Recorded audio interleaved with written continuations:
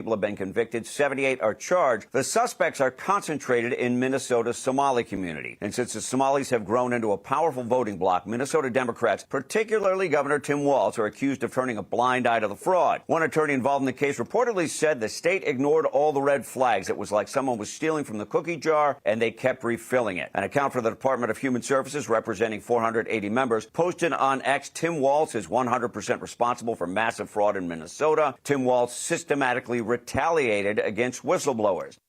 The alleged fraud concentrates in programs such as Feeding Our Future, a housing program, and a program for autistic children. The claim is that people were setting up bogus companies or claiming to provide services that were never delivered. Texas Attorney General Ken Paxton is investigating global fast fashion retailer Shine U.S. Services and its affiliates for potential violations of Texas law related to unethical labor practices and the sale of unsafe consumer products. The company operates primarily online and offers a vast range of clothing, accessories, and home decor products. December has started off much colder in many places. Fox Weather says Chicago, St. Louis, and Detroit could see more snow just days after the Thanksgiving weekend snowstorm. Fox Weather's Britta Merwin. But Chicago, you picked up, 8 inches, depending on where you live in Chicago from the last go-around. This is like 1 to 3, maybe 3 to 5 for our western suburbs along I-80. So just be very careful with travel. Again, many of you pushed off your travel to today, and this road travel is going to be tough. Tomorrow through Wednesday, the storm system will affect the mid-Atlantic to northeast. A wintry mix is possible in some areas. Fox Business says American shoppers turn to artificial intelligence in unprecedented numbers this Black Friday, helping push online spending to a record $11.8 billion. Americans increasingly relied on AI-powered chatbots to compare prices and track deals, according to new data from Adobe Analytics. Consumers spent a record $6.4 billion online during Thanksgiving, driven in part by a surge in discounts. That is all our time for now. Find more news at afn.net.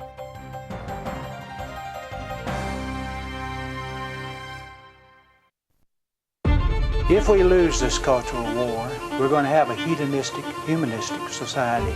Discover the story of the culture warrior Don Wildman and how he went head-to-head with Hollywood, Playboy, the homosexual agenda, and the Disney empire. The movement Don started paved the way for Christians to boldly stand for truth and righteousness in a hostile culture. Watch Culture Warrior today for free. Visit culturewarrior.movie. Hello, and welcome to the Dr. Nurse Mama Show, prescribing hope for healthy families here on American Family Radio. Here's your host, Professor, Pediatric Nurse Practitioner, and Mom of 4, Dr. Jessica Peck. Well, hey there, friends, and welcome to my favorite time of the day. At my favorite time of the year, it is Christmas time, and it is official now. We are all on the same page. There is nobody who is going to say, please don't play Christmas music today because I haven't put up my tree, and maybe you haven't put up your tree, but we are officially past Thanksgiving. And as we're coming past Thanksgiving and we were around family and friends, they did sharing is caring, and I did get some shared germs. So if you hear my voice sound a little different, or if I am having a little cough, just please bear with me and have some grace. But nothing is going to dampen my Christmas spirit, because one of my favorite guests, and one of your favorites too, I know because you tell me, is back today. We have Kathy Lipp, who has just been such a delight this year in helping me co-host the Declutter Diaries. And I'm delighted to share with you that she has agreed to join us again in 2026. Now, this is because my decluttering journey apparently takes more than a year to get over and to get through. I am just now starting to learn. But Kathy, I look back at 2025 and I can see some real differences that you have made in my life. And I want to share an update from last time, and then we'll talk about decluttering Christmas. That's what we're going to talk about today. But Kathy, the last time you were on the show, my husband came home from work, and he was like pretending like he was on the phone. But I didn't know that he was pretending to be on the phone. I thought he was really on the phone, and he usually doesn't have a phone call. I might have told you this. And he was like, yeah, hold on a second. He's like, okay, all right. And it was this really serious conversation, and usually it's work at work. And I said, what's going on? He's like, yeah, Kathy, you said You said 5 things. Is that right? Okay, I just want to confirm. It's 5 things, Kathy. He was pretending to be on the phone with you and confirm and remind that I had promised to do 5 things for Black Friday. And Kathy, I am here to tell you, partially because I was smitten with a respiratory virus, which may have been the Lord's way of protecting me. I held to that 5 things on Black Friday shopping. So, yay, you can be so proud of me. Yay. I am so proud of you, because let's just say I want people to understand, and Jessica, I want you to understand that there are million and in some cases billion-dollar corporations that are working overtime to separate us from our money, to get us to bring stuff into our house, to convince us your life won't be complete without blank.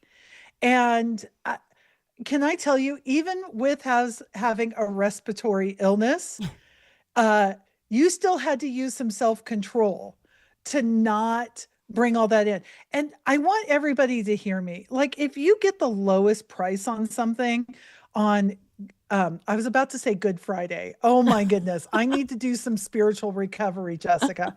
But okay. on Black Friday, Grace abounds. Yeah, please know where my heart is. Grace abounds. Grace abounds. Yes. I want you to get that deal. But can I tell you a video I saw from a creator who she does those little villages, where you paint the village. And she does them at Michael's. I'm sorry, I'm going to call out, but everybody does this. It's not just Michael's. And she knows how much those are. And so she got a 40% off coupon because that's what Michael's does. But what they had done is before Black Friday, they had raised the price. So even with her Black Friday coupon, they were more expensive than if she had bought them on regular price the rest of the year. And so there's so much psychology that goes into getting us to buy and getting us to buy for more. And I just want to say, good job, soldier. Like that you did not go, you had to resist. And it takes effort to resist. And when we're tired or maybe hungry or emotional, it's so hard to resist those things. And all of the holidays is pointed to making us tired, emotional, thinking about food. And so for you to do that, you get 2 gold stars. I will take them. I will take all of the gold stars because, Kathy, as I've been sharing for a year, this is something that I struggle with for a variety of reasons. I know that I'm not alone. I know that there are so many out there listening that this has resonated with. And, over Thanksgiving, we went out to the middle of nowhere to see some family. And we stayed in this very old house that was very simple. And I just found myself just really relishing in the fact that there was no junk there. There was no decision that I had to make about moving a pile of things. And as I even just went through that house for the week, I was really convicted and thinking about how many things I hold on to that I just don't need, Kathy. And that you talked about the psychology of marketing. I've learned so much this year about the psychology of clutter and how it not only clutters our homes, it clutters our hearts, it clutters our relationships, and it certainly clutters our Christmas. And so I just want to thank you for all that you've done to walk us through this year. And I can't wait. We have a great plan for 2026. And I can't wait to continue this journey and continue learning. So let's bring it down to Christmas because we've been talking about, preparing, and now we're here. Right. So let's talk. Yes. Let's talk about pre-deciding peace, because pre-deciding is one of those things that I have learned from you this year. Pre-deciding. So how do you pre-decide peace? And what does that have to do with clutter? Yeah. So here's one thing that I have observed from many years of putting on family meals, et cetera, et cetera. And, as a reminder, I know you and Stephanie know this, your producer, but some in the audience may not know, I have long COVID. And so my energy is, I've got about 3 good hours of energy on super exceptional days, 6, but I'm working at not full capacity.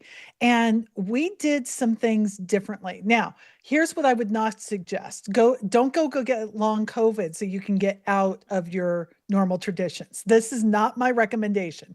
However, my husband had basically a family meeting with people by text and said, it can't look the same this year. And by the way, you don't have to explain why it doesn't have to look the same this year. Right? Amen. We Amen. can we can just say, hey, it needs to. One of the things we're telling our kids this Christmas, they haven't heard this yet. So if they're listening, here's your heads up.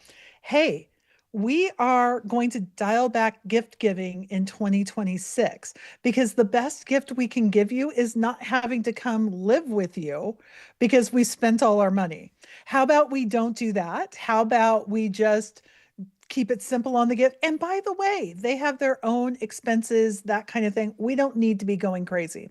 So that's one way we're keeping it clutter free. Another thing I just learned this Thanksgiving, I've kind of been coming to this realization. Our 30 somethings, and maybe you're a 30 something who's listening, and this is something you could talk about with your parents.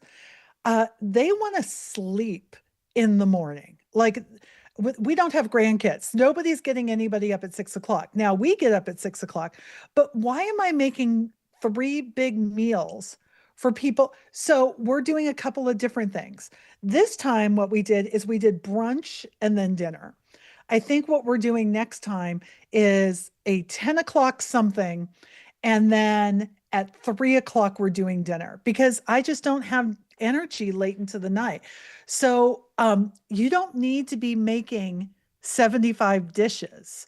And that is going to cut down on your costs and on your clutter because refrigerators get cluttered. And if anybody has played Tetris with their refrigerator, they know, right?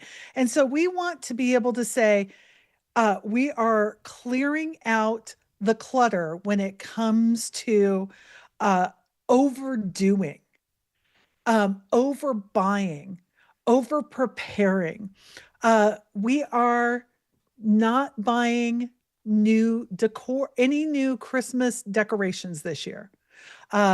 It's I like our old Christmas decor. And I don't need to constantly be refreshing it with a new towel or a new pillow or a new anything. We can keep it simple. And one of the things that we did, now we do have an advantage that 99.9% of people don't have. We live in a forest of Christmas trees.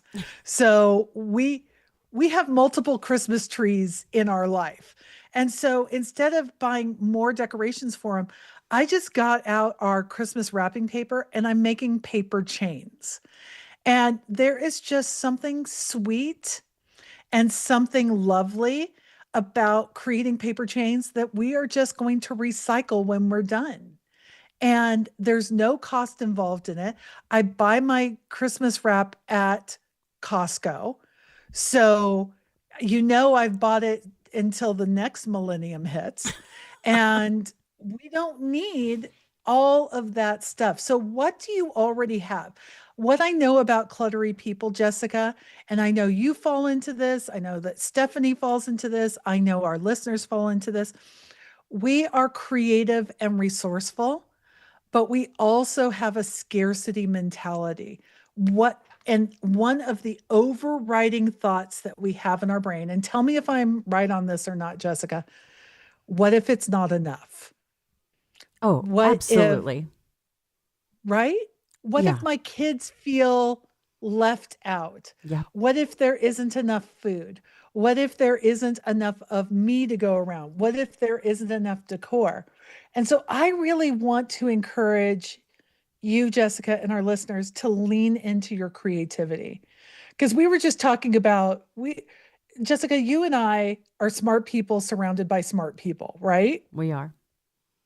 Yeah. And so we don't have to rely on buying things. There are things that could be made. There are things, and if nobody's starving at my house, That is not something that is ever going to happen. So even if I was like, oh, we need to add something to this meal, we have things here we could add. We are creative, we are resourceful, and nobody has ever left our house thinking it's not enough. But I bet there have been a couple of times when it's like, oh, that was too much. Too much stuff, too much food, too much everything. And so what do we do that's different this year? That is so encouraging to hear. And I have thought that so many times. I do have a scarcity mentality, partly because I Yeah. lived with my grandparents who lived through the Great Depression. And so I saw that modeled. And partly because I often did not have enough of what I needed when I was Yeah. growing up, whether it was enough of the right clothes that I needed to wear or money to pay for things that I needed, anything. And I think that even now, I think, what if there's not enough chairs for people to sit in? What if there's not, I mean, Right. you can go on and on and on about not being enough, but that is really convicting to think about. I definitely have thought many times, okay, that is too much. And Kathy, you bring up a great point, because that's another thing that I've learned. That's a major takeaway that I've had from this year, is that I am creative, and I could not have said this before having coaching, but I can say now I am creative and resourceful enough that if I need something, I can find a way to get it. And I don't Yeah. need to hold on to this, a jellyfish hat that I wore once for a camp that had a ocean themed day 17 years ago. Because, one day we might have another ocean themed something that I would wear that for. Right. I can let that go, and I can trust myself to be creative and resourceful enough. And actually on this Friday, I'm going to preview some gifts, especially for teenagers, although many of them would work for all ages, that are creative and that cost little or nothing and don't have clutter. And one of those things that's on my list to share with the listeners on Friday, you gave a great preview, Kathy. It's like we planned this, is a coupon to let people sleep in with no guilt. Say you can sleep in as long as you want. This is your sleep in day. You could even give them those for once a month. You could give them 4 for next year, and just say, hey, the night before, Right. just say, hey, this is my sleep-in day. You're not going to wake up, as my kids say. I'll blast praise music and say, it's chore time. Let's all work together. That didn't go over so well, Kathy. So having a night to sleep in would be so great. When we come back, we're going to talk some more about boundaries to keep clutter out of your life and how they are not a limitation. They are not something negative. They are an act of love, and Kathy's going to teach us about yes zones and no for now zones. Don't go away. We'll be right back.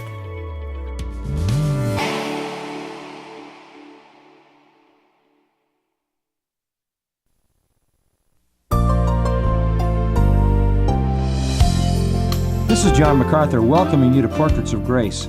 Our Lord's entire earthly ministry is a yardstick by which we can measure the essential role and attitude of the humble bondservant. As God, Jesus owned everything. As a servant, he had to borrow everything. A place to be born, a place to lay his head, a boat to cross the Sea of Galilee and to preach from, a donkey to ride into Jerusalem for his triumphal entry, a room to celebrate his final Passover in, and even a grave to be buried in, all borrowed. Our Savior acknowledged his role as a servant very simply. He said, I am among you as one who serves.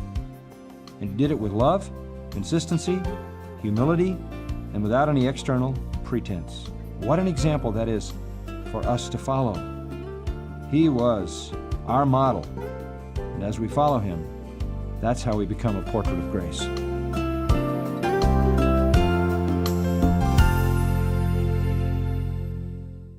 American Family Association President Tim Wildman. Why does AFA exist? Well, we're here to inform, equip, and activate individuals and families to transform the culture. We want to make an impact on our country for Christ. That's the reason my dad, Don Wildman, started this ministry 40 plus years ago. Dad was concerned about the direction America was headed, and he was determined to do something about it. Maybe that describes you today. If it does, I want to strongly encourage you to consider a charitable gift annuity to American Family Association Foundation. This will benefit you, and it will ensure that we stay in the fight for a long, long time to come. That's the AFA Foundation. Call the AFA Foundation at 800-326-4543, extension 345. That's 800-326-4543, extension 345. If you are 65 or older, you know this, inflation is hitting everyone hard right now, especially when it comes to healthcare. Over the last 10 years, healthcare costs have skyrocketed by, get this, 230%. If you have Medicare Parts A and B, you know there are still out-of-pocket expenses like deductibles and copayments, and they really add up. But here's some good news. MediShare 65 Plus is designed to fill in those gaps and help protect you from rising healthcare costs. At only $99 per month up to age 75, you get peace of mind at a price you can afford. And MediShare is trusted, too. It's been around 30 years. It's not some big impersonal thing. It's a community of people helping each other, business owners, pastors, retirees.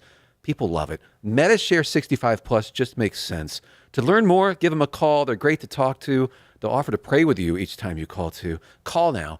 833-45-BIBLE. That's 833-45-BIBLE. 833-45-BIBLE.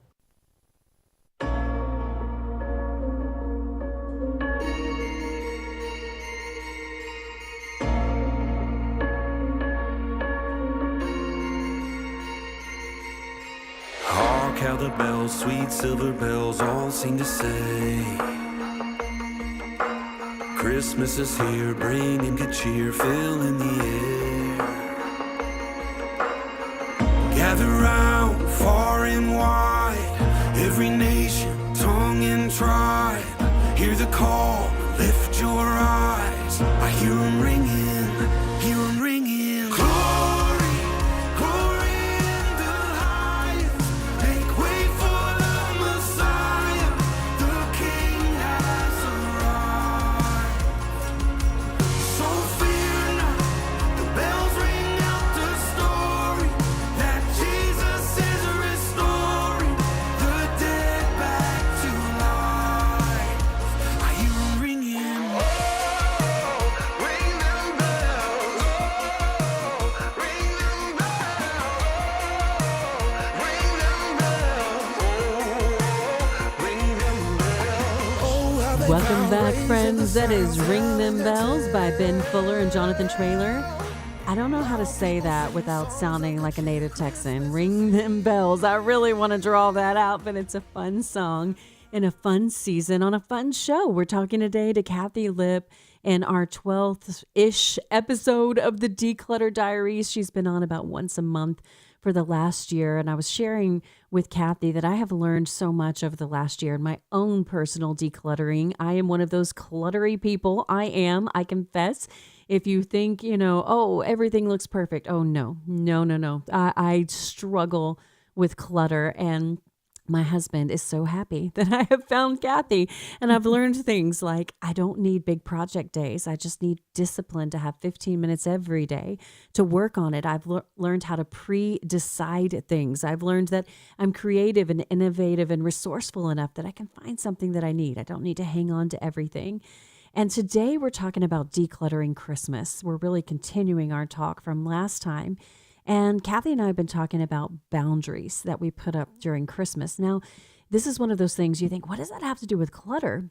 But the truth is that boundaries have become one of the most misunderstood spiritual disciplines of our time because, especially during the holidays, the idea of saying no, or we're going to change things, we're going to have less, we're going to scale down, it feels somehow unkind, maybe even unchristian, which is theologically problematic to say the least. Or we're just withholding generosity, we're the joy dampeners, we're just the fun killers. But in reality, healthy boundaries are holy. They really are.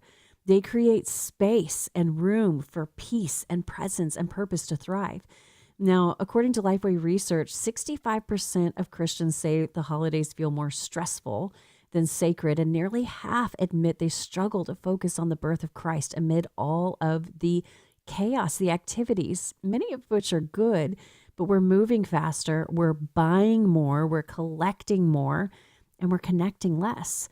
And we're crowding out that very stillness that allows us to hear from God. And so, Kathy, you and I were talking during the break just about how many times you hear your kids say, Mom, you don't need that. Oh, that when you said that to me during the break, that was just like an arrow through my heart because I can see myself scrolling on my phone. Oh, look at this. Mom, you don't need that. I hope that there are other people out there who feel that, as Stephanie told us during the break, toe stepping as much as we do. What do we do about that? Talk to that mom, me. What do you do when your kids speak into your life like that? Yeah, so I invite them into the process. So if my kids, they would have had a lot more to talk about many years ago. But we do have a big home. We live in the middle of nowhere. And we had retreats here, and it's a big house. And I've tried not to fill up every little corner of it, but it can be very easy and tempting to do. So if you have kids, or maybe you've got cousins or other people in your family who are like, you have too much stuff, because I guarantee you what they're telling you is, Mom, you're not dealing with your stuff. And so when the time comes that you need to move, or maybe you need to go into assisted living, or maybe, even when you pass, we hate to think about those things, but as somebody who's lost a parent, it can happen to any of us at any time. What do we do with all this stuff? There is a fear there. And there's also a little bit of resentment of like, you're not dealing with your stuff, so I'm going to have to. So if those are your kids, invite them into the Christmas process. What should we do to lessen the amount of stuff at Christmas? Do we do a Yankee swap? Do we do, we're only buying 3 gifts for each child? Or maybe your kids say, we don't need anything. You can buy for the grandkids. Let's have a discussion about it. But we don't need you to buy for everyone. And so there are different ways of talking about this to say, how do we make this less chaotic? And when you feel that need to buy the new, like I did buy a new tablecloth for Thanksgiving this year. That's because wax dripped on mine and it turned into a different color and it no longer made me happy. So now I put plates under my candles, and I got a new one, but I got rid of the other one instead of thinking, well, I could get the stain out. No, we're done with that. We're just going to move into, hey, we're replacing, we're not adding on to.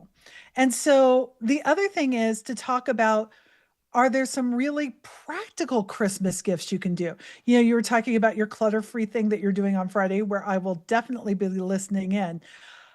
My husband exchanged with all the guys. They did like gifts that were less than $5. And he did headlamps for all the guys plus my mom, because I did earrings for all the girls. My mom doesn't have holes anymore. Headlamps, like just turn it on. I think they were $6 each. Everybody talks about how much they use those headlamps. And so that's not clutter when you know it's something that they are going to use over and over and over again.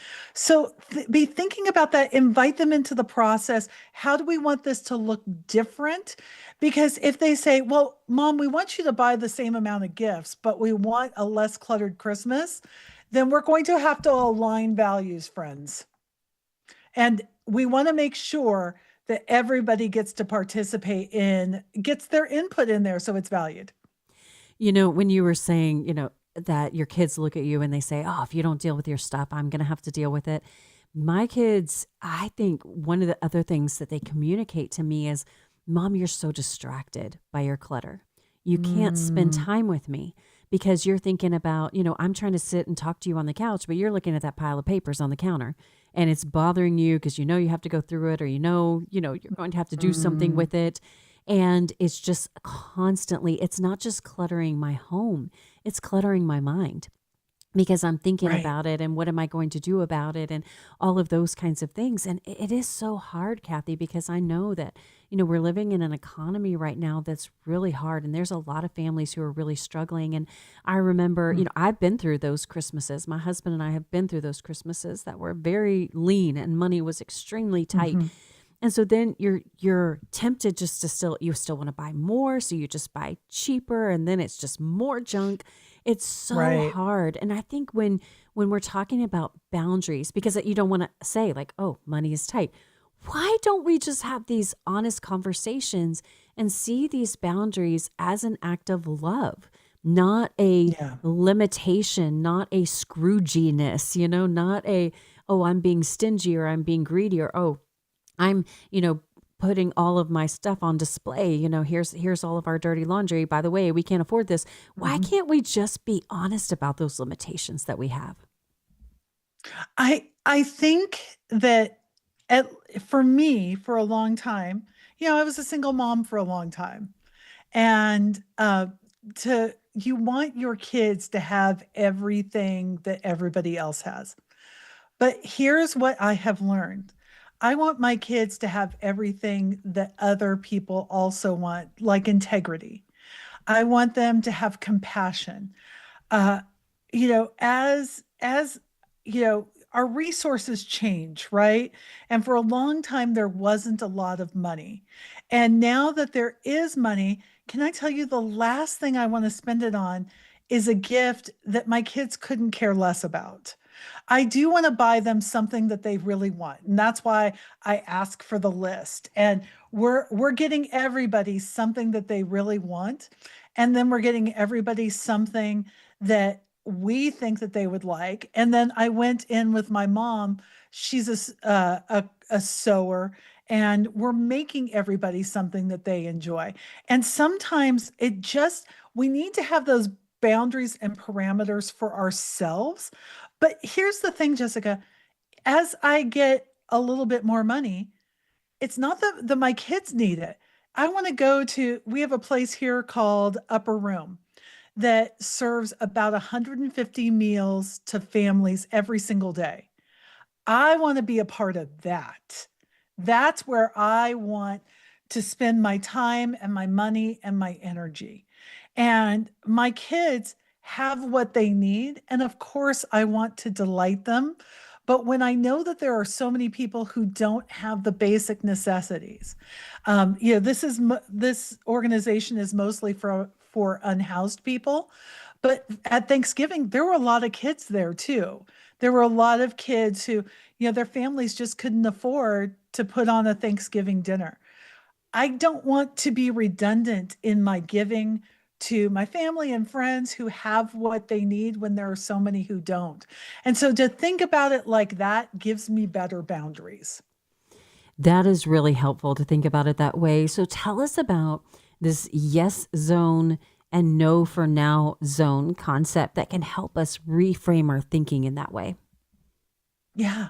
So this is very simple, and you can do this just for your own way of thinking or maybe share with your family.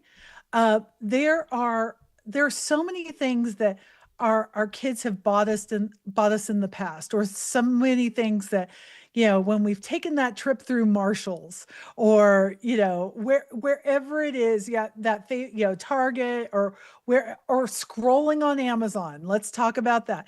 And it's like, ooh, okay. Jessica's covering her face. Not I'm sorry, toes are bleeding It is. everywhere. I This is get it. painful. Okay, I'm strapping in. This is tough. Go ahead. Okay. Go ahead. But things that we've bought in the past that we've enjoyed, and it's like, well, if I liked it before, I'm going to like it again. And so, maybe you've bought a lot of candles, or maybe cute mugs, or something along those lines. Uh, Maybe it is time for a no for now zone. That doesn't mean no forever, but it's no for now. I don't need mugs or candles or decor. I don't need any novelty kitchen gadgets. I don't need any fast fashion right now. For parents and grandparents, maybe nothing with 700 pieces. Just a thought, right? So, no for now. But some yes zone things is, instead, so I'll just give you an example. My mom said, I don't need anything. I don't want the kids to spend money on anything because we just found out my daughter's car that she still owed money on is now a very big paperweight. And so, it's just, she's upside down. It's terrible, right? She doesn't need to be spending money on, her grandmother doesn't want her spending money on her. And I said, Mom, they are all going to want to get you something. So you're going to need to come up with something that you want. She said, all I need right now are shoes. I said, great. They can all chip in to get you $100 Amazon card so that you can get those shoes. Like, that's a need she has. And of course, we're going to fill in with some things she didn't know she needed, but that are going to make her life easy. But to be able to say, that would be a yes zone. Books for kids. That's always been a yes zone for me, right? And so what I've done when my kids were little is I gave my mom a list of the books that my kids already had. And I said, and here's some parameters that you might want to look at when you go shopping. Something that to say to your kids, hey, we would really love consumables this year. Now, those consumables could be, our kids one time did a Cheese of the Month club for us, which was so wonderful and so fantastic. We loved it. One time they bought a goat for us through. They bought you an actual goat, like a live furry goat for Compassion International families. I was going to say, yeah, I know you're living out in the middle of nowhere, but that would be very entertaining. That's beautiful. That's a beautiful gift. Isn't that wonderful? And That Jessica, is. here's what I love that they did. Not only did they do that, but then they watched videos on YouTube on how to, when you go on a cruise and they fold your towels into animals? Yeah. They folded that towel into a goat. Oh, how fun. Right? It was a dish towel with a goat on it that they folded into a goat so that I would have, I had something there, but the real gift was helping a family with their business. I'm sorry, it was Samaritan's Purse, not Compassionate. Yeah, but I think they both do similar things. But, it is, I can see everywhere on Christmas morning, all of these people saying, hey, for Christmas, we got you a goat. Let me explain. That would be hysterical and such a great way to help families in need. Listen, we've got much more coming up with Kathy Lipp when we come back. We'll talk about what if you feel like you're already overspent, you're overcommitted, you're overcluttered. Is there hope for you? Yes, there is. And we'll explore it on the other side of this break.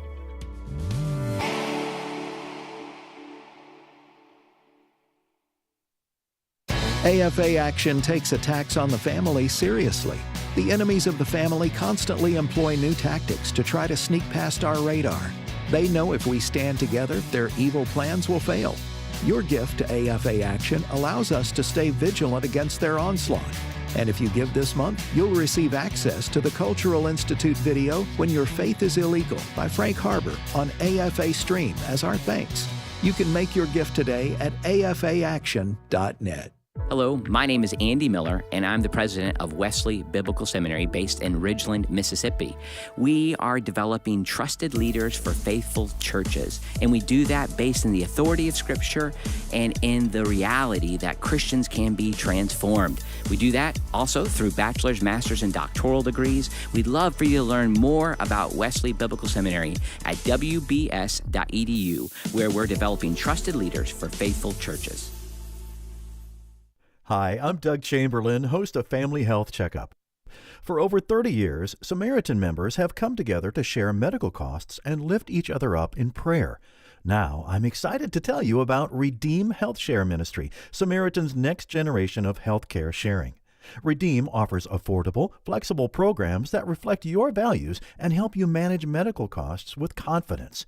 Each month, members contribute a share amount to help pay each other's medical bills, and you choose the providers and treatments that are right for your family. It's not insurance, it's a community of believers supporting one another through life's health challenges. So, whether it's a routine visit or a sudden emergency, there's a caring Christian community walking with you every step of the way. Redeem Health Share. It's more than health care. It's hope. It's healing. It's faith in action. Call 1-844-REDEEM-0 today. Join the movement. Share joyfully. Live redeemed. Do you believe in the absolute inerrancy of God's holy word? Do you believe in the power of the Holy Spirit to radically change lives and empower us to live like Christ? At Wesley Biblical Seminary, we believe God is raising up a movement of people across our nation and across the world who hold fast to the authority of the Bible and the hope of holiness. We are working today to equip tomorrow's pastors and Christian leaders through biblical and theological education and practical ministry that's accredited, affordable, online, and highly personal. Our programs include undergraduate, master's, and doctoral degrees, certificate programs, and even training for lay people. So whatever your next step is in being equipped for ministry, we're here for you. And if you believe these are the kinds of pastors we need leading our churches in the future, we invite you to learn more about partnering with us through giving. Learn more about Wesley Biblical Seminary by visiting us at wbs.edu today.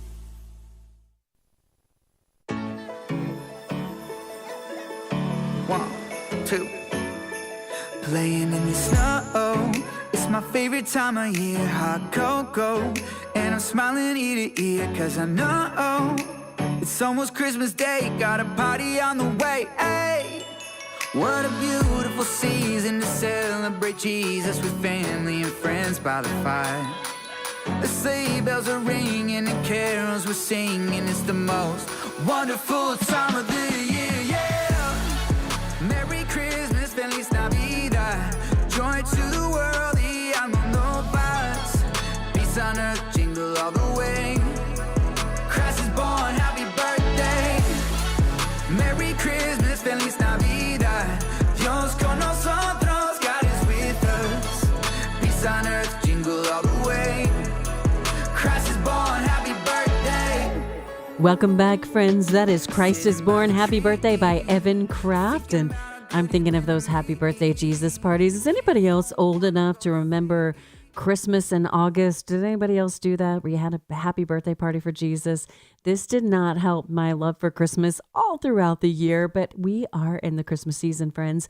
And today our prescription for hope is, how do we declutter our Christmas? We have been working with Kathy Lipp for the last year. Over the last year, she's been joining us since January to declutter our hearts and our homes, our families, our relationships. Today, we're talking about decluttering Christmas, because it's not just the physical clutter of the gifts. It is the emotional clutter. It is the scheduling clutter. It is so much invisible weight. It's financial worry. It's guilt over what you can't provide, what you can't measure up to, what your family or friends, the standard of Christmas that they're having, or resentment towards family dynamics that just feel draining. And when those boundaries go unchecked, the cost isn't just burnout, it is spiritual erosion.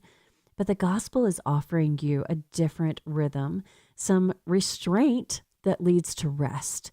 And Paul writes, let your reasonableness be known to everyone. The Lord is at hand. Do not be anxious about anything. And we know the rest of that verse. But by prayer and with supplication and thanksgiving, present your requests to God. And the peace of God will guard your hearts and minds in Christ Jesus. And Kathy's been talking to us this time and on the last show about a joy budget, having an approach that budgets your joy, thinking, okay, I'm going to pre-decide what matters most so that every yes is intentional.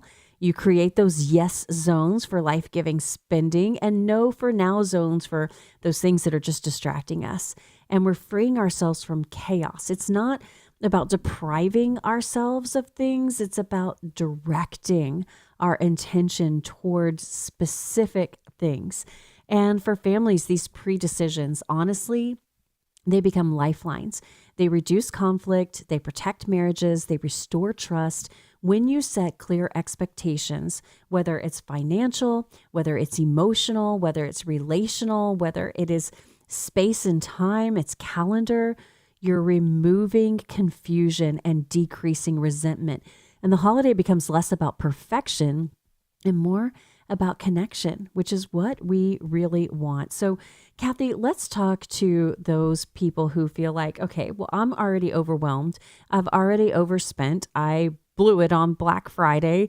I'm overcommitted. My schedule looks awful and I don't see any way out of it. I don't think I can reset. Like this Christmas is just pretty much like maybe next Christmas. What can they do to reclaim some of that peace and clean out some of that clutter? Oh, sorry, I stepped on you there. We have 24 days until Christmas. And, yes, maybe some things are already scheduled. We all set records this year of spending on Black Friday. We set records. Now, here's the good news. You don't have to keep all that stuff. Something cluttery people are not great about is returning things. Yes. And I need you to be excellent returners. And by the way, it's going to go much faster if you return it before Christmas than after. Because we've all stood in those lines, right? So I want you to think about, and it's also not too late to cancel on some things. Just because it's a Christmas party you're invited to doesn't mean you need to go to it.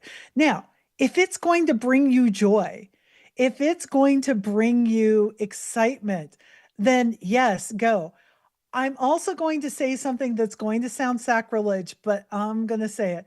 Okay. Friends, we don't need to show up for every volunteer duty that is. Yes. I have been part of a large church before, and my husband has served on the production side of church. And I'll tell you, we have some regrets about how much time he spent at church to put on a flashy Christmas production. We've never regretted serving the poor, going to a retirement home to be with those lovely those things we've never regretted. And so I just want you to take an inventory of, how do I serve God? How do I serve others? And how do I connect with my family? And if you put one in each bucket of that category, that could be plenty. And so one thing that's never missed for us, we plan a night with my mom who doesn't drive at night. And we go and look at Christmas lights. So we start off, we talked about HEB, which is, maybe we didn't talk about it on the show. Maybe we talked about it in between, but you're very proud of HEB in your community. We are in and out proud. We are in and out, stands. And so we get in and out, and then we go look at Christmas lights for a while. And then we go to Dutch Brothers and we get a festive coffee and we watch other lights. And it's perfect. And it's the one thing around Christmas time besides going to church that I would never miss. And so put in your musts, and then all those things that are like might be's, decide if that's really important to your husband, then find a way to do it. But if it's not so important to him and it's not so important to you, or if things that aren't important to you, can he go by himself? These are all different things that we as adults get to decide. You did step on my toes there, Kathy, about the bad returner. Oh, I don't feel like we've talked about that yet, but I am a really bad returner, and it's decision paralysis a lot of times. So I hold on to it. Yes. I can't decide, do I want to keep it or do I not? Will I use it or will I not? I don't know. Maybe I will use it. I'll just hold on to it. Oops, the return window has passed. You know what? I'm not going to use it. Now what do I do with it? Because now it's just sitting here. It's fine, but I'm not using it. So do I try to sell it? I don't want to get rid of it. It's perfectly good. Oh, I actually have a curtain that's on my dining room table right now that has probably been there for 6 weeks because I bought it. It didn't match. I missed the return window. Now I'm stuck with it. I don't know what to do with it.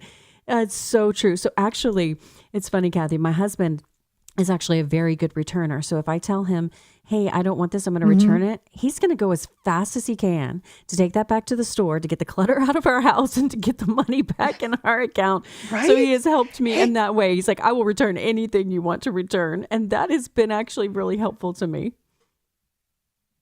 Jessica, we should all lean into our special skills. And he has a very particular set of skills. Yes, lean on it. And here's the thing, especially if you bought something from Amazon or Target, if you return it and then you decide, you know what, I actually wanted it, you can go buy it again. But here's the thing, you're not going to. Give yourself more options, not less. And so maybe it's because I only go into town once a week. So if I get that item, we were shopping for an electric blanket, ordered it on Amazon because it came up in the search of electric blankets. Turns out it wasn't an electric blanket. I didn't read the description closely enough. We got that on Friday when we went to mom's house to pick it up. We returned it the same day. Like no, because I I don't need a large corporation stealing money out of my pocket. And I want that money to make other decisions with. And I don't, we work hard for our money. We work really hard. And so we need to keep as much of that as we possibly can. And I always think about this. If if if I return it, I can either buy something fun or I can give that money to somebody who needs it. These are great options. So I would rather have something fun that I want than like I said, not to call you out, but a curtain that isn't quite the right color that I don't want. Ouch. It's very, very true. And when we're talking about pre-deciding, Kathy, one of the things that I want to encourage people to pre-decide right now is how they'll frame what they're giving. Because so many times when we feel like we scale back or we just don't quite measure up to that other person, whether it's we feel like our house is not as nice as, magazine ready, or we don't have as many gifts or as expensive a gifts or whatever it is. I know, like for our kids, we often will frame it that way. Like we'll try to minimize their expectations. So we start saying, okay, well, Christmas is going to be less this year. Like lower your expectations. Well, I can't do that. Well, money doesn't grow on trees. And we start this really negative spiral. And honestly, Kathy, from my perspective, now I'll put on my pediatric nurse hat. That's a lot of weight for kids to bear, that emotional burden of the financial lack. And we have such an opportunity to change the narrative on that. It's not about spin unless we're spinning our hearts to be in the right direction and to be positioned towards the Lord and our motivation. What advice do you give to people about just framing that? What do you think about that? Yeah. You know how I said we love giving to upper room? I Yes. think kids can understand that there are other people who don't have what their family has. And Jessica, I was in that position as a You single were. mom. My kids remember what that was like. It's And awful. we never, yeah, it was so hard to say, you know, sometimes other people can't have wants, but sometimes they don't have needs. And so we're going to really concentrate. You're going to get some wants because we love you and we're in a position to do that. But we're going to make sure that some other kids get their wants and needs this year. We're going to make sure, they have Angel Tree for Mm-hmm. the elderly. And it's like, what a gift to be able to say you get a comfy robe and some slippers and a book you want. For people who maybe don't get a lot, that $20 that you are spending on that pair of slippers goes a lot further with that elderly person than it does with our own kids. And that doesn't mean we take anything away from our kids, but most of our kids have enough. And so to be able to say we want to expand the people that we're loving and that Christ has called us to love very practically, very tangibly. And it's not a guilt thing. We have so much abundance that this is what we get to do. I really appreciate that. And, I think about when I was on a mission trip overseas, and I went into this church that was just had nothing.